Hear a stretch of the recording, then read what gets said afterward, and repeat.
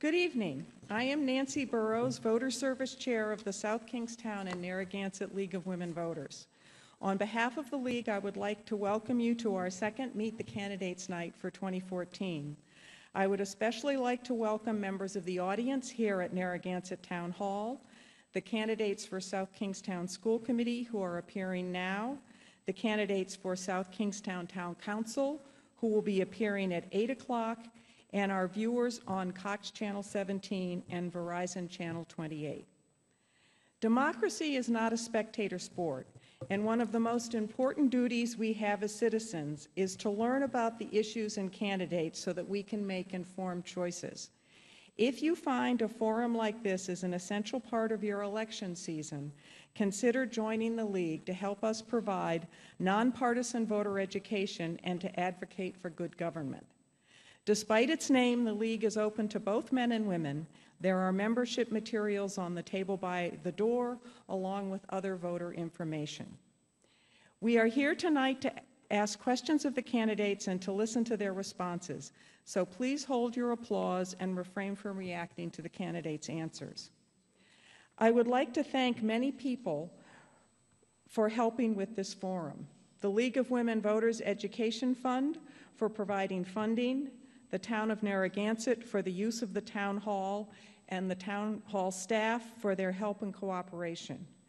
Members of the community and local league who have worked on planning this event, the Westerly Peg Access Studio for handling the live broadcast and frequent rebroadcast of this forum, and the South Kingstown Independent, which helped gather questions from the public, is live tweeting this forum and will post the video of the forum on their website. Last but by no means least, I would particularly like to welcome and thank our moderator, Dr. Fran Alexakos. So now to Fran, who I know will keep the discussion lively and the discourse civil. Thank you, Nancy. The format for this evening's forum will be slightly different because there are 4 school committee seats open and only 4 candidates. Our goal is for candidates to answer questions from the public about the schools, how the schools are run, and what the school committee's philosophy is. Therefore, each question will be directed to only one candidate, but all candidates will have the opportunity to expand on that person's answer if he or she has something to add or challenge. A question will be directed to each candidate before a second question is directed at any candidate. All candidates will have 1 minute to respond. Candidates will be seated in alphabetical order. Each candidate will also have the opportunity to make 1-minute opening statements and closing statements. Closing statements will be in reverse order of opening statements. So we begin with Myrna Beiser. Thank you. Thank you for this opportunity. My motivation to run for the South Kingstown School Committee is twofold. I've raised 2 sons completely in the district. The oldest graduated last June. The youngest is a freshman at SK High School. I care about the quality of the district. I also come from a small town within an extended coal mining family that also contained teachers. They instilled in me a deep commitment to educational access. In my family, it was clear that education was the surest path to a secure future. In my professional life, I work with donors to make quality higher education possible. My experience includes 20-plus years in higher education fundraising and nonprofit management. The skills I bring to the committee include strong listening and writing skills, experience building strategic plans in establishing objective metrics to measure progress, big picture thinking, teamwork, and a collaborative, process-oriented work style. Thank you again for this opportunity. Thank you. Maureen Quatter, please. Well, I would like to thank you for the opportunity as well. I look forward to serving my next term on the school committee because I genuinely love the leadership role that I play to ensure excellence in education for all of our students. One of my core values is to be engaged in meaningful work. And for me, there is no other work more meaningful than helping children become successful through education and at the same time provide a service for the community. Our students perform very well in many areas: academics, athletics, music, and the arts. We have great leadership in our superintendent, great teachers, and a great support staff. We have a community that values and supports education as a top priority. And we have a school committee that keeps student learning the priority and the center for all decision-making. This will be the beginning of my 5th term of service. As I have learned, the work is not easy, the decisions are most often challenging, and sometimes unpopular. Thank you. Keith Borhaven. Thank you. Thank you for holding this forum and providing this opportunity. My interest in the school committee is much like Myrna's. There's a couple different facets to it. I am a parent. I have 2 children in the school system currently. I have one that's graduated. And I'm also a resident and a taxpayer, and I have a very vested interest in seeing that my tax dollars spent wisely and that we are actually getting what we're paying for. I think my experience is I've spent 4 years on the professional development subcommittee. I've participated in 2 other subcommittees, and I've been to an endless stream of meetings, and I've enjoyed all of them, and I think that's what keeps me coming back. Somehow I've found a passion, and I enjoy this work, and it's not burdensome. I take it very seriously, and I appreciate the opportunity to serve my town. Thank you. I'd now like to read an opening statement from Raisa Mosher, who's unable to attend this evening. In response to the question asked in the letter of invitation, what values and motivations are at the center of your drive to run for public office, and what skills or relevant experience would you bring to the position? She replied, at the center of my desire to run for public office is the strong belief in an excellent public school system for all children. We are challenged with maintaining and improving high-quality programs in the district while state aid to South Kingston schools is cut dramatically year after year. Declining enrollment in the district exacerbates this challenge, as our state funding is tied to enrollment numbers. Despite the challenges we face as a district, I will continue to roll up my sleeves and be part of the solution. The issue of declining enrollment is complex. However, we are listening to the community and putting programs in place that will attract families and students to South Kingston schools. When I first ran for school committee, I spoke passionately with regard to foreign language initiatives in our younger students. This year, we're offering high school level Spanish 1 and French 1 to our 8th graders at the Curtis Connor Middle School, with the hope of expanding the program to the 7th grade the following year. In addition, our staff has been diligently working in collaboration with URI on the possibility of a dual language immersion program which would engage children in foreign languages beginning in kindergarten. I also spoke 4 years ago about increased opportunities for students who are looking for a greater challenge from our schools.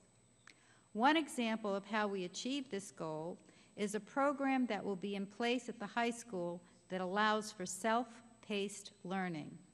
This framework enables a student who can quickly advance through a course like Algebra 1 in a semester and the ability to move directly to Algebra 2 the second semester. Is time? No. No, she wants me to do it.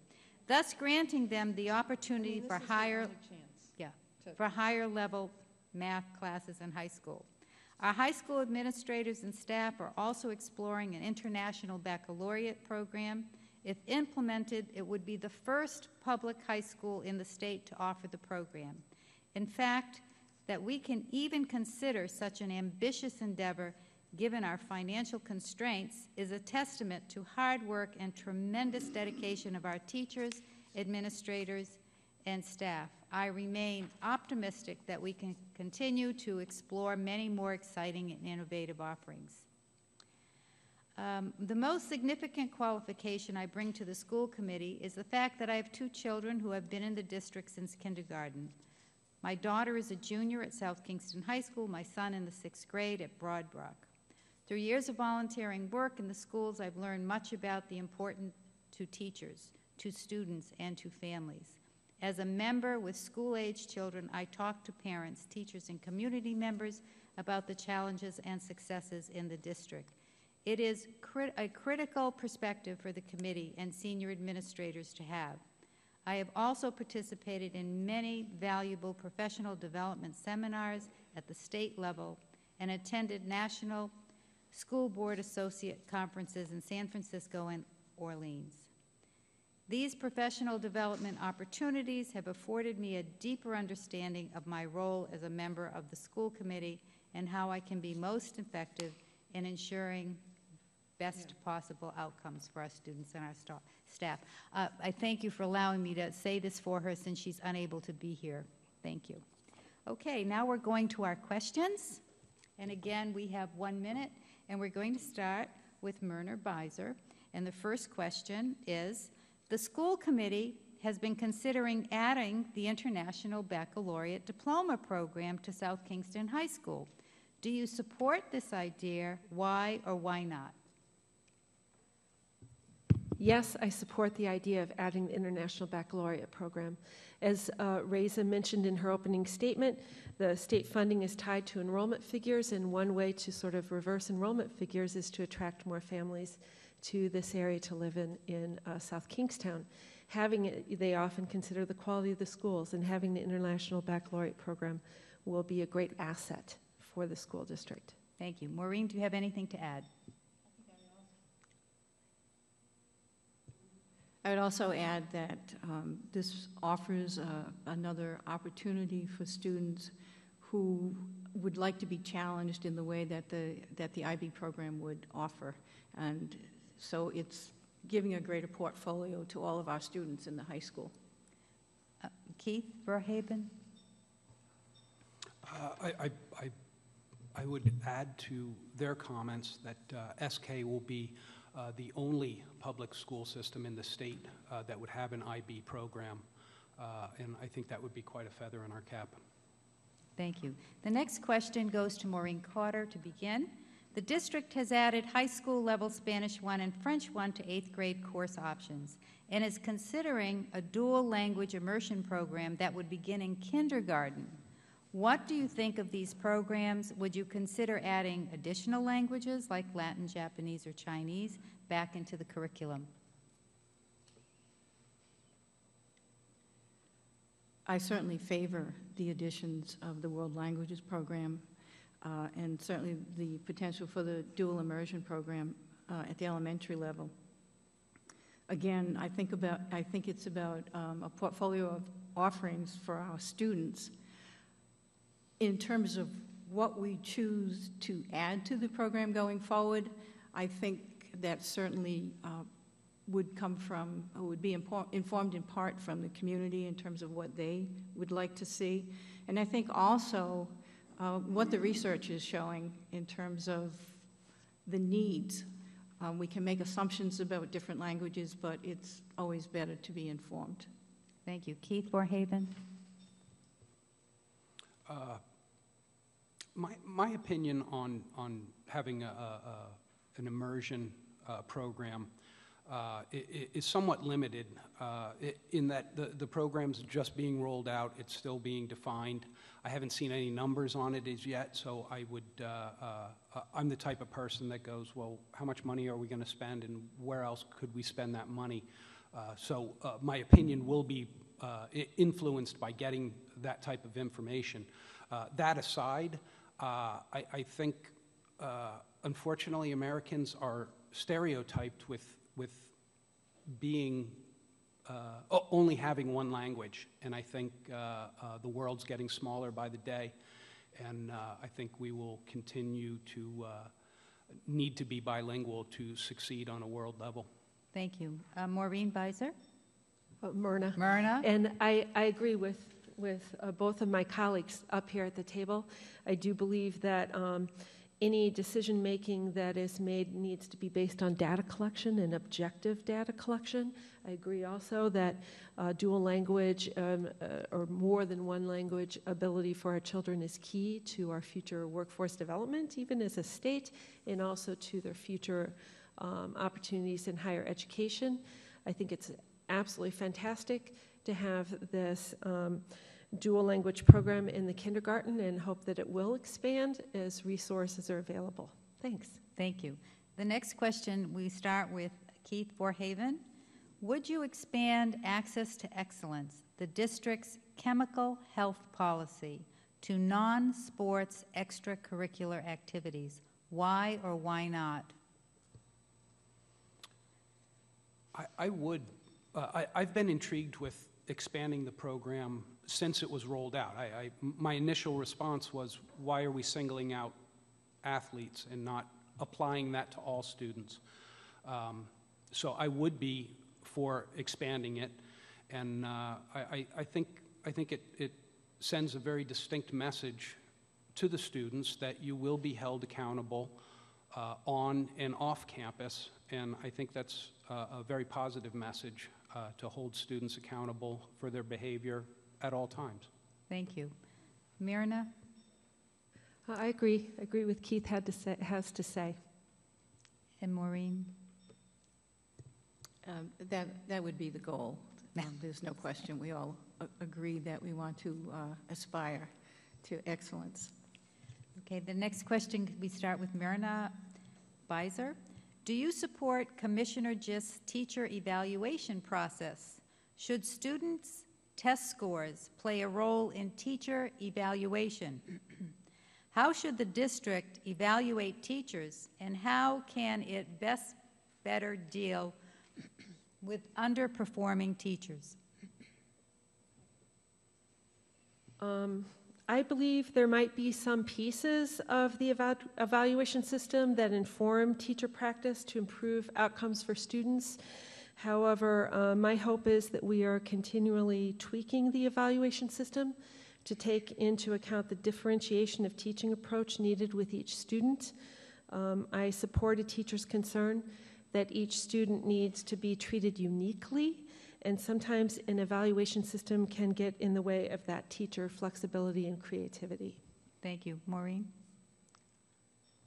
I like the way that you just framed that, and I would agree with that. Any evaluation system is something that you want to continually improve, and the best way to continually improve is to have the people on the ground be part of that improvement process. And so I know that in South Kingstown, we do have an ongoing committee that constantly reviews that and provides feedback on the teacher evaluation system in place in South Kingstown. Thank you. Keith Borhaven? I've been struggling with the teacher evaluation program as it's been rolled out. It was originally rolled out, and it was I think along the lines of 40 hours of evaluation per teacher, which was so over the top that GIST had to chop it down to, I think, 20 hours, which I still find a little intimidating, only from the standpoint of I'm not completely comfortable forfeiting the administrators of our school district to this other task. Having said that, I certainly see the value of evaluation. I think in any situation, you need that feedback loop of data to ensure that the programs we're putting in place, that what is taking place in the classroom is effective, but I certainly would like to see some things tweaked. Thank you. Our next question, we start with Maureen Cotter. Should the town council play a greater role in the district's budgeting process, and should it have control over the district's line item budgeting? In my experience, I think we've had a great relationship with the town council in terms of defending our budget with them and also seeking their approval. It's not, in my experience, again, it has not been an adversarial relationship. I think we share common goals and common expectations for excellence in education. I think it's a matter of continuous dialogue during the whole budget season. I believe the town council has enough respect for the school committee and the school department to make good decisions in terms of how to allocate their resources for students. Certainly, they have the right for the bottom line veto, should they choose to use that. And actually, I've been through that process, and ultimately, while it may cause some pain, we always recover from that because we know that we need to allocate our resources appropriately to help individual students. Thank you. Keith Forhaven? As the question stated, I don't know that I would be for that. And my opinion is really based on, as someone who's been following the school committee and working with the school committee, I know exactly how difficult it is to put the budget together, to justify each step, to really have a functioning budget. And I would struggle with providing a line item veto without having some understanding that the person who has that line item veto has the pundency to remove something from the budget. And along the lines of what Maureen's describing, I like the relationship with the town council. I think we have a very functioning relationship with the town council. And I think a line item veto would be would circumvent that communication and that dialogue. So I don't know, as the question stated, that I would be in favor of that. Thank you. Myrna Beiser?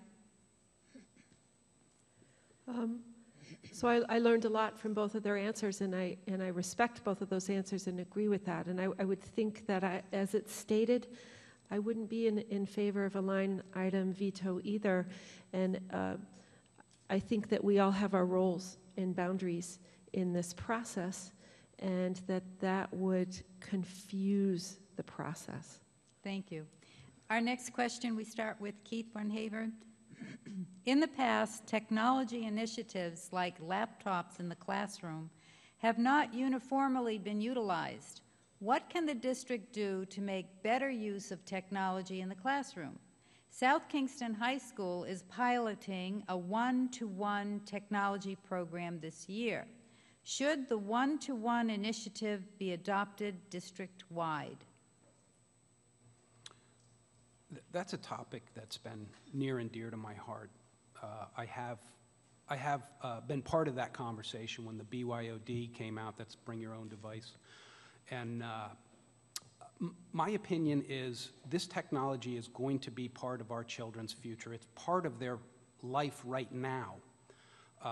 So as I look into the future, 5, 10 years down the line, that technology is going to permeate every aspect of our life. So I don't think it's a matter of should it or shouldn't it. I think it's a matter of how are we going to make it work for South Kingston. The one-to-one initiative, I think that it holds a lot of promise.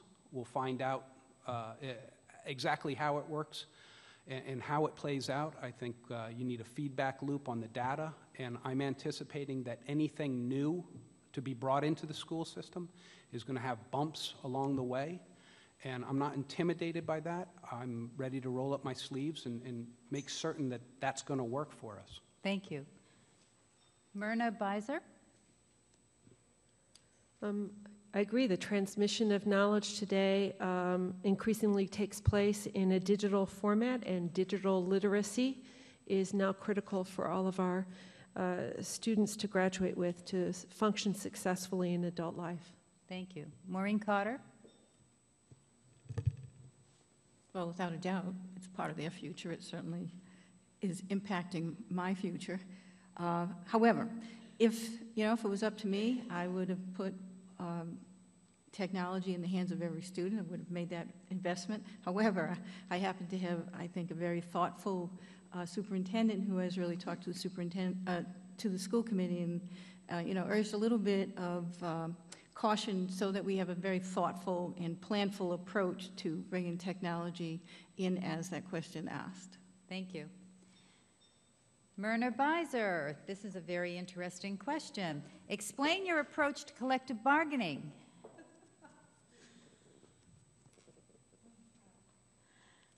I knew there would be one question that would be difficult to answer. So, and obviously I'm new to the political process and to seeking a position on the school board. So in all honesty, I haven't experienced collective bargaining. I have thoughts on the dialogue process with all participants, that dialogue open and transparent is important. And I certainly have thoughts on the civility of the discourse, right? But I haven't had that experience with the collective bargaining process. Thank you. Maureen Carter, please. Well, I can tell you that we've experienced many types of collective bargaining conversations. Some of it has been in the adversarial realm where it's all about positions, but I will tell you the last round of collective bargaining with our teachers was very, very collaborative, where we put the students at the center, and that was the basis for all of the conversation. And it was, as you described, as a hopeful, it was about dialogue. It was through dialogue.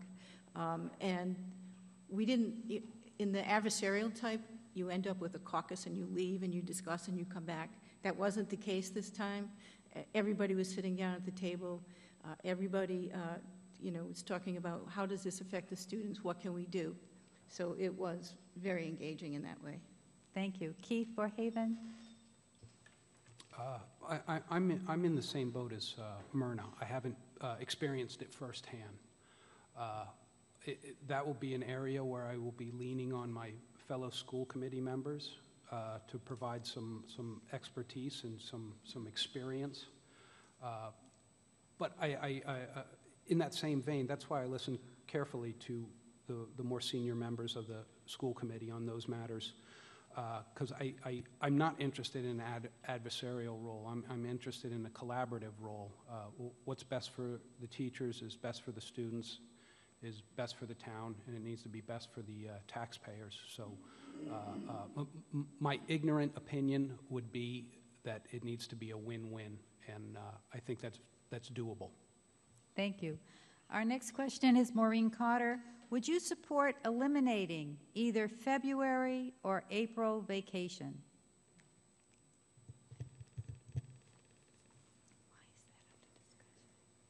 Well, that's an interesting question. I guess I could start off that way. I guess it depends on the motivation. And from my point of view, I think that that's very much part of this community's value system in terms of what will work for their families and for their students. I don't know what the trade-off is. We would have to discuss what the trade-offs are. I mean, is this in the context of a conversation about a year-round school, or is this in the context of status quo as we are? We're just eliminating 1 week so we can get out earlier or start later. I'm not really sure. But I would certainly be open to community conversation on that. Thank you. Keith Borhaven? I think I would be in favor of eliminating one of the vacations. As far as which one, or I'm going to broaden the question. I'm going to take that liberty and say, I think that living in New England, you can have some very intimidating winters, and we start maxing out our snow days, and it starts messing with the schedule, and then kids are going to school until the end of June. And it's my opinion that by the time you get to the end of June, I'm concerned exactly of the quality of education that's taking place. So I think what I would bring to that conversation would be the last week of June's education and February or April education is not the same day at school. I would submit that perhaps the end of June is a less educational experience than something in the middle of the year. Thank you. Myrna Beiser? Well, I do think that the school committee tradition in the United States is unique in that it upholds the values of its community. As an individual, and having not grown up in New England, I was not used to having February vacation as a Midwesterner. So, and like Keith, I'm always concerned at the end of the school year as we approach late June about the quality of the school education time that is happening. So personally, I would be in favor of exploring whether this community wants to cut the February break. But I also realize that the committee is a reflection of the community's values. Thank you. Our next question starts with Keith Warhaven. Do you think the school committee does enough to be open and transparent? And what, if anything, would you do to increase public participation in school committee matters? I'm smiling because I've thought about that question for years now. And the snarky snide comment is, if you want to get more people to attend school committee meetings, you have to threaten to close a school. Then you will get a crowd of people there. I say that tongue-in-cheek. I think, unfortunately, I've pursued that in a communication subcommittee where we were defining our communication policies, and there was a lot of conversation about how to get people more involved. And despite our best efforts, it's traditionally myself and my wife sitting in the audience, other than an occasional other citizen. But I find it so engaging and entertaining. I struggle to see how nobody else finds it entertaining and can make time to come to the meetings. But darn it, if that isn't true. Thank you. Myrna, Visor. Okay. Let's see. I've had a whole career in nonprofit work, and that is dependent on volunteer relationships, right? And building strong volunteer relationships is dependent on listening and providing a chance for dialogue. I will also be very honest and say that what I've learned in some of those experiences is that when there are controversial issues, it's really most effective to hold separate, duly called meetings to address those issues. Otherwise, it diverts from the productivity of the business meeting at hand. Yeah. Great. So, thank you. Maureen Cotter. I'm going to ask you to read the question again, please. Yes. Do you think the school committee does enough to be open and transparent? And what, if anything, would you do to increase public participation in school committee matters? I think the school committee follows all of the open meetings laws, so all meetings are open, and the discussions are advertised, the agendas are posted. I think the school committee has taken steps over the past few years to find ways to increase participation. For instance, we've created a district-wide communications plan where we've identified key communicators, and we have instances in which we send out surveys, or we'll ask the superintendent to hold a meeting, and that's one example. We've also had community conversations. I forget which one mentioned it, but when we had the one-to-one conversation about technology, we had a community conversation there, and we had people engaged. People engage when the issue is near and dear to their heart. I agree. Okay, Myrna, Visor, would you ever vote to ban a book? no. Maureen. No. And Keith? I don't think I would. I'm struggling to come up with a book that I'd go, no, absolutely not. Nobody should read that. I can give you a list of books that I don't think highly of, but I don't know that I would feel comfortable restricting somebody else. No. Thank you. May I Yes, add of course. something to that? Yes. So again, in my experience, we've had some instances when there's been, controversial books or other types of content that's come up in a classroom. And it's really always been a learning experience because the students actually take ownership of that problem and work with the school officials and have even come to school committees, to the school committee meeting, and they have actually impacted policy. So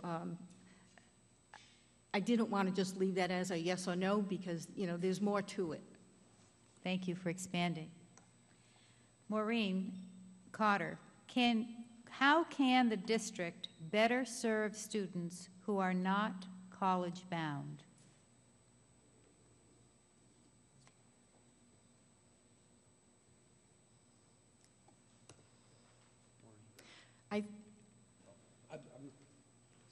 Maureen. I believe, again, as we said at the beginning, that we need a portfolio of opportunities for students.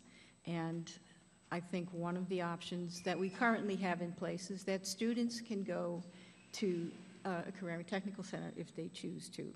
There are a number of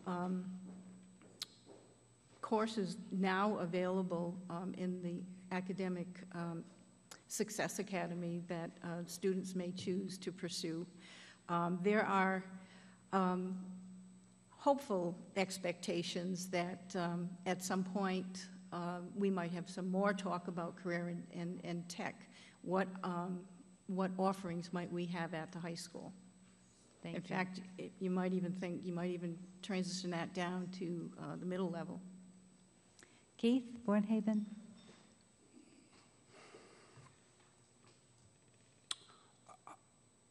I'm struggling a little with that question, only because as a tradesman, I work with a lot of other tradesmen, and you can see the difference between the tradesmen that are well-educated and the tradesmen that just know their trade.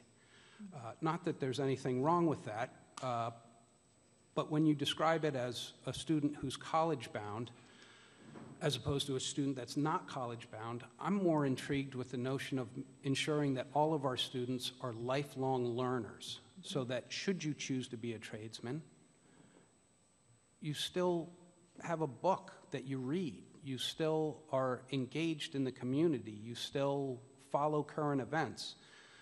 And I almost feel as though the question is somewhat dismissive of welders. Welders do read Shakespeare. Thank you for your comments. Myrna Beisner.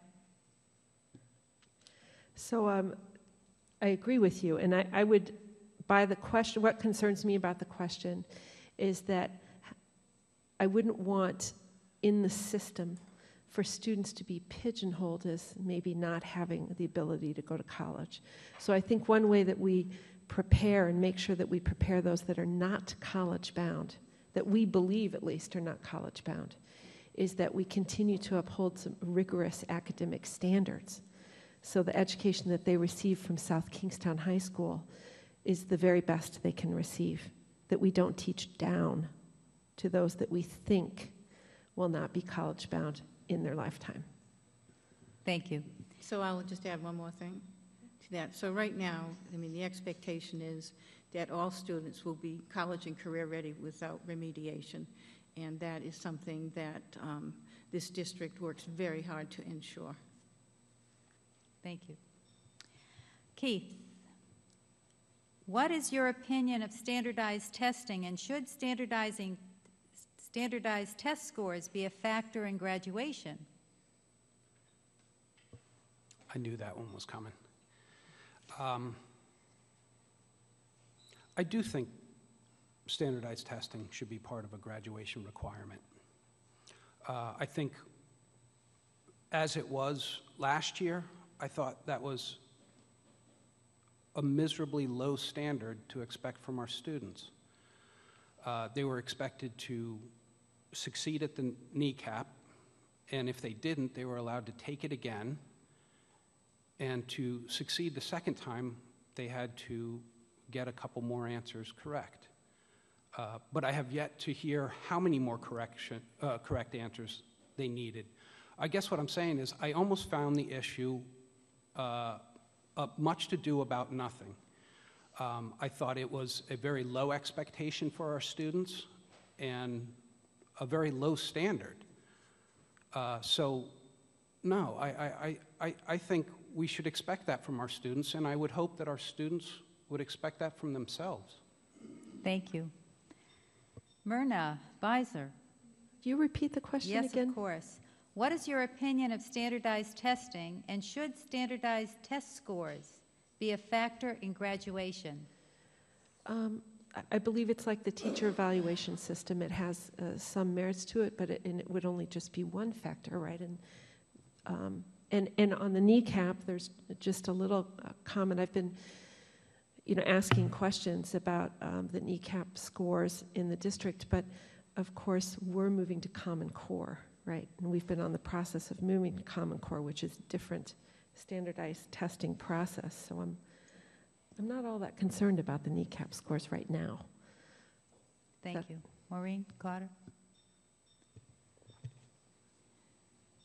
Well, Common Core is in the school system now. Right. It is fully deployed. In terms of teachers' comfort level with that's growing.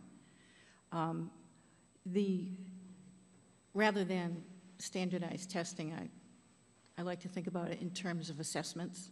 And there are assessments coming up, and right now it's known as PARC. And that will be rolled out in the spring. I think assessments are a very valuable tool. When we get to it in terms of a graduation requirement, I believe the conversation right now is, should that stand alone as the graduation requirement, or should it be part of 2 or 3 or whatever other measures? But that, again, is a community conversation, and not necessarily our community, but a state community, in fact, multiple states having that kind of a conversation. Thank you. Myrna Beisner. Is the advisory period an effective use of time at the high school? In the experience with my children, it has been an effective use of time at the high school. Thank you. Maureen Cotter. To the best of my knowledge, we haven't heard any complaints, and so to the best of my knowledge, it is serving the purpose it was intended to serve. Thank you. And Keith? I have kind of a tale of two cities on that question. When I go to back-to-school night, I hear the value of it. And as it's described, it does sound valuable. When I hear my junior tell me what she gets out of it, it doesn't sound like it's an effective use of her time.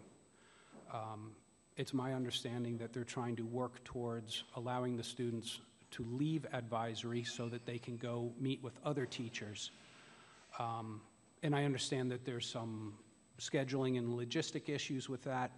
I would like to see it be as useful as it possibly can be. And perhaps if students can leave their advisory to go talk to their math teacher or their English teacher or their whoever teacher, I think it could be improved, I guess, is what I'm trying to say. Thank you. Thank you. Maureen Cotter, would you support expanding the district's preschool programs?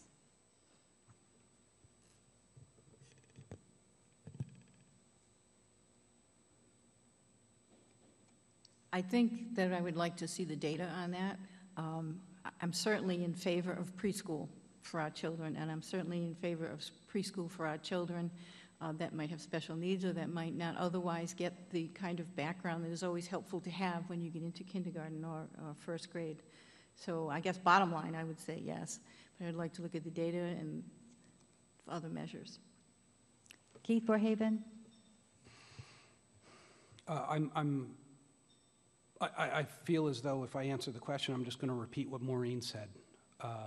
I certainly see the value of pre-ed, and I think, unfortunately, there's members of our community that are not in a position to exploit that. So I would certainly be in support of ensuring that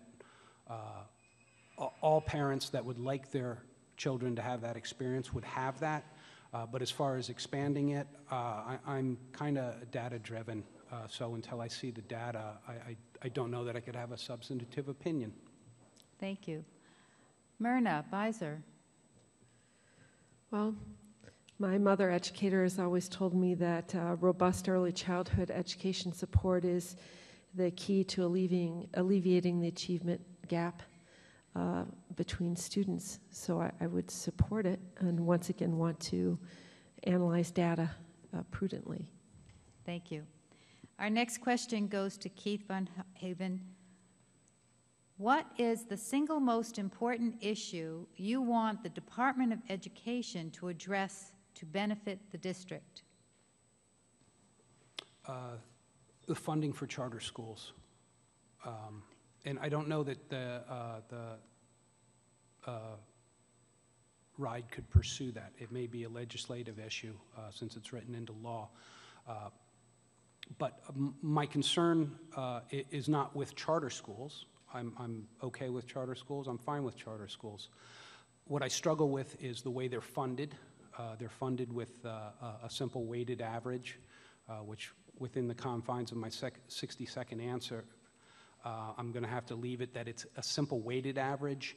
And the way it plays out in an accounting form is part of when a student goes to charter school, they get a weighted average of the money being transferred to the school system, and it's not reflective of how the budget works. As in, a second grade student doesn't cost the same amount of money as a high school student. They cost wildly more money to educate a high school student than a second grader.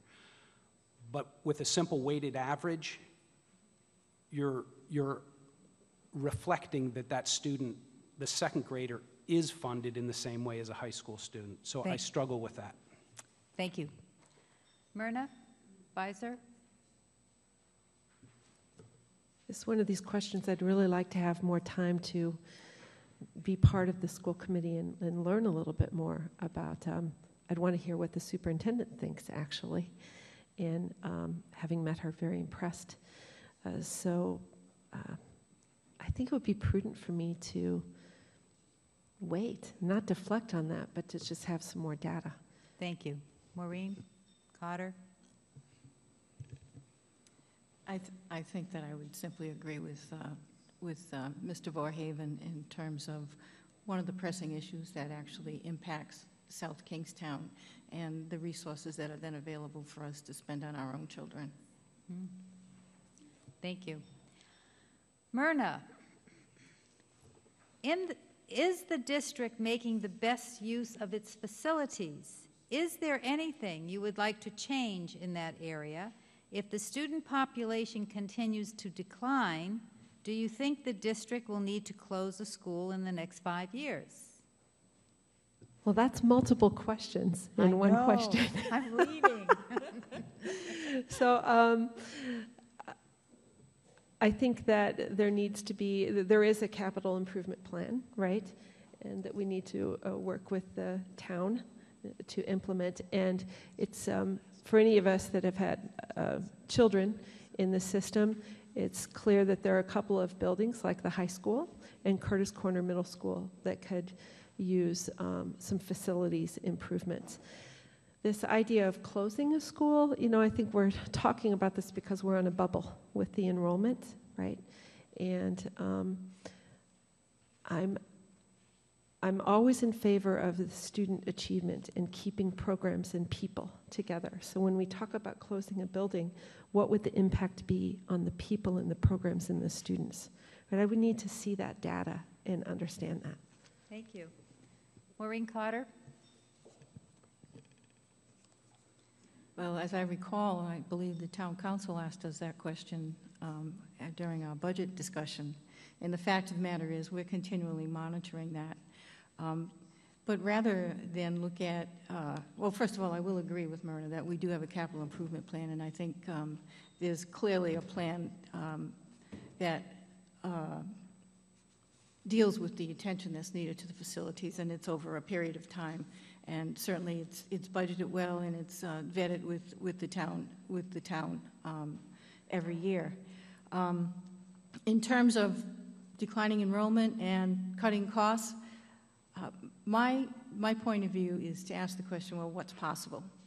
What does our community want, and then what's possible, and then work from there, rather than trying to reach a solution right away. Thank you. I would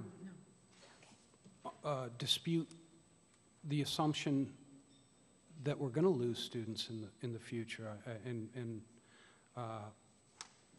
As someone who's pretty stoic, I don't feel like I'm being optimistic. There's 50 homes going up in Snug Harbor, and they're 3-bedroom homes. And I'm anticipating that there are going to be families moving in there. There are data blips that show that we've kind of hit a stasis, and there's some data points that are showing that we're gaining population. So I think I would dispute the very premise that we're going to continue to lose students. I don't think that's going to be the case. And if it is, I think it'll be such dribs and drabs that should we lose enough in the population that we do need to close a school, I think that's going to be way down the line. So the question, in the next 5 years, I don't see that. I haven't seen evidence to support that either. And maybe I am being an optimistic individual, but no, I don't think.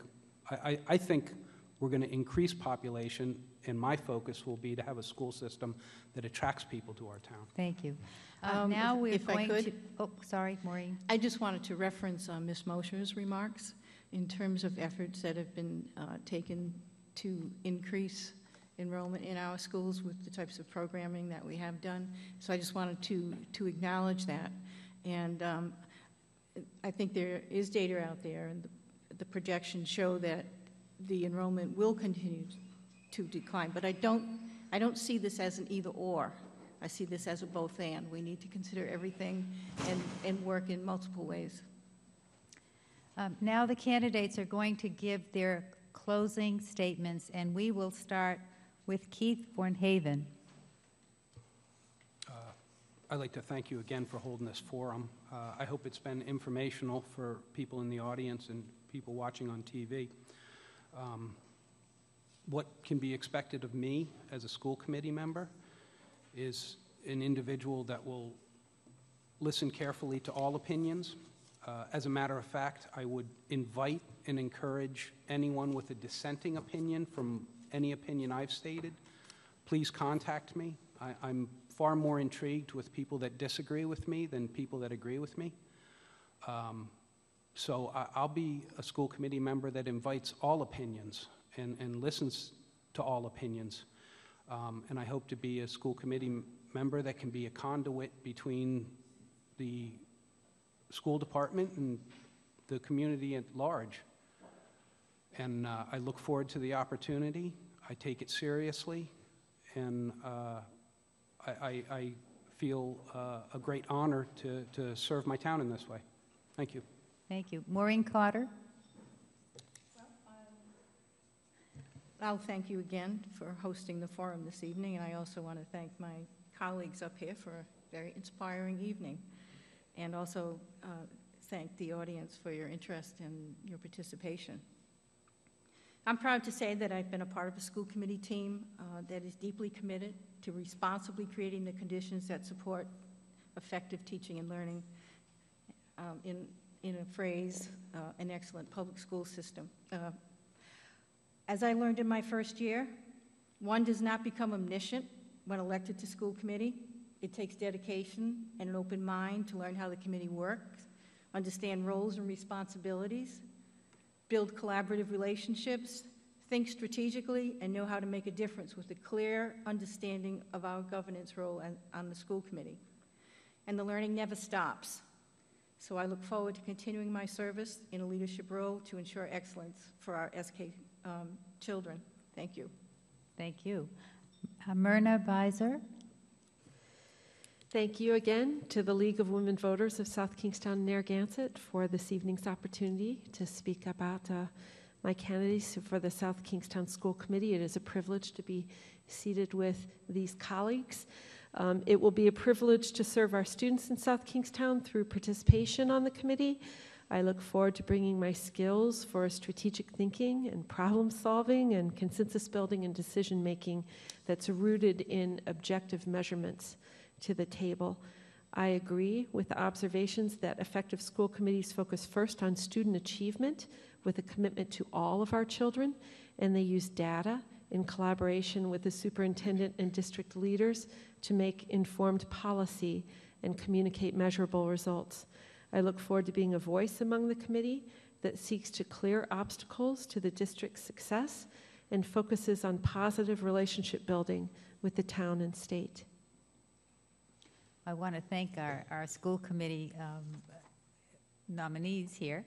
Reminder at the end of the South Kingston School Committee to stay tuned for the South Kingston Town Council at 8 p.m. tonight. Reminder at the end of the forum to attend, oh no, I'm not writing that, okay? No. That's it. I don't have to read anything else. And I thank you very much. We'll see you at 8 o'clock for the Town Council.